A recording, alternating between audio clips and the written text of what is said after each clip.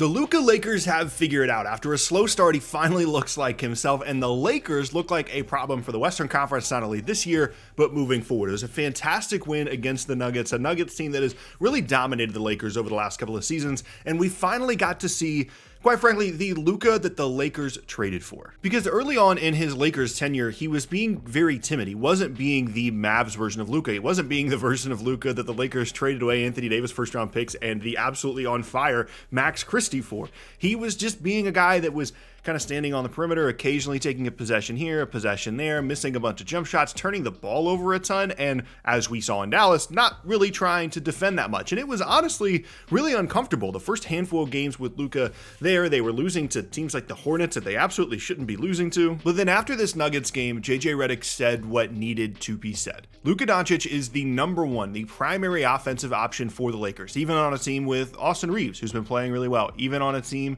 with LeBron, who's 40 and still be able to drop 40 points on any given night. Luka's the best offensive option that they have, and everybody else is going to fall in line behind that. He's the primary guy, and in order to get the most out of Luka, in order to get the version of Luka that they need, that they want, that they traded for, that has to be the hierarchy. And I think that's something we are going to see this Lakers organization continue to move towards. Really making sure that everything that they do over the next couple of years is about what Luka wants them to do. I think that was clear with the Mark Williams trade. That archetype of player, that lob threat, defensive rim protector, pick and roll partner kind of guy that they didn't have on the roster other than Jackson Hayes, who's the only real five they have left.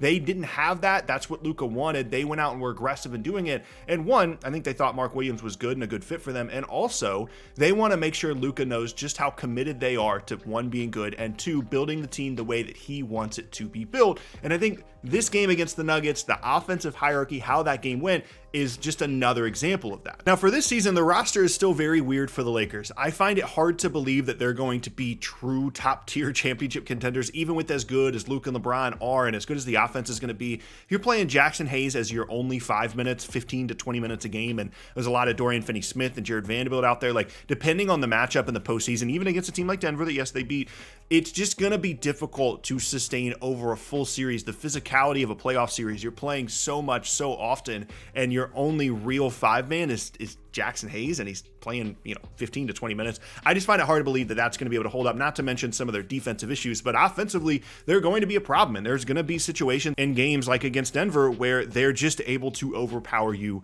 offensively. And moving forward, it creates an interesting dynamic for the Lakers as well as they continue to build everything around Luka, because they have a couple of big decisions coming up this offseason and the following. LeBron has a player option this offseason. He has to first decide if he wants to continue to play. It seems like people are assuming LeBron is going to play at least one more season, especially now. It seems like he's been kind of reinvigorated by the Luka trade in general. He's either going to pick up the player option, play one more season, or he's going to decline it, sign another 1-1, and continue to kick that can down the road. To me, honestly, it kind of seems like he's going to continue to play maybe for even longer than one more season. It really feels like the Luka trade has reinvigorated him. If he feels like he has a legit chance to win ring 5, maybe 6, that is going to be a big motivator for him. So that's this offseason.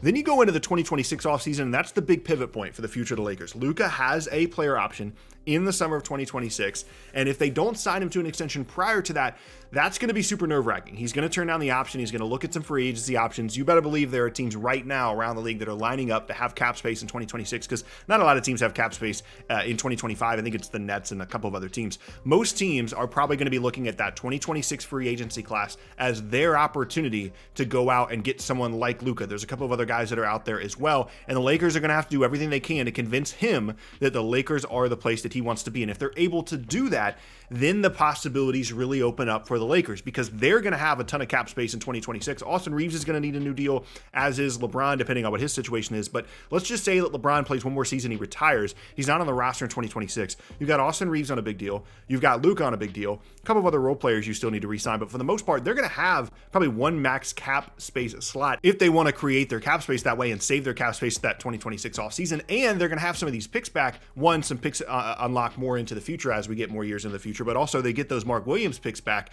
And honestly, I've kind of signed on to this conspiracy that the Lakers maybe realized they overpaid a bit for Mark Williams with the package that they sent out, and then maybe that's why the trade got rescinded. There definitely was some injury stuff that they were concerned about long term, but he was healthy enough to play for the Lakers in the moment. Maybe that'll set a new precedent where the league will say that's what the new rules are, is like if the guy can play, you have to accept the physical, because the Lakers turned down the physical presumably on long-term concerns, not his ability to play the following week against Utah.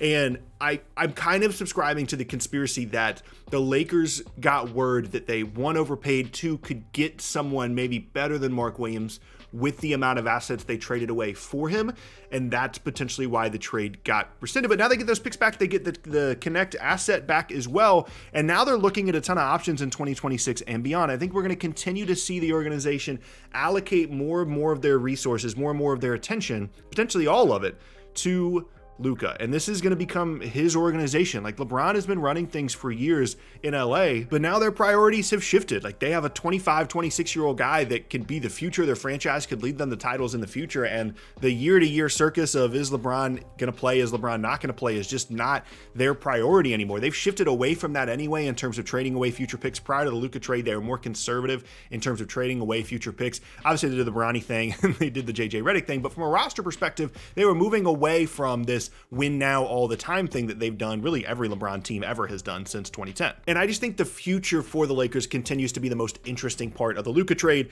and then also potentially what they could do in the postseason this year. For Dallas, on the other hand, this just continues to get worse, because if I was a Mavs fan, I would be at least a little bit concerned about Kyrie Irving's free agency in 2025. It would have been fun to put Kyrie in the thumbnail with LeBron and Luka, but I decided not to. It's at least a small possibility they could figure out like a sign and trade thing for him this offseason. If he was a 2026 free agent, it would be different. It'd be much easier to just bring in Kyrie with that cap space slot they're going to have in 2026. But Kyrie has a player option for 2025, presuming he is going to decline it and sign a new deal with Dallas. And it's clear that he wants to play with AD, and that's one of the pairings they made. Nico Harrison made the deal in the first place. Kyrie and AD have wanted to play together for a while, and I presume that that's going to continue. They could even have a lot of success towards the end of the season, depending on how the AD situation works out for them.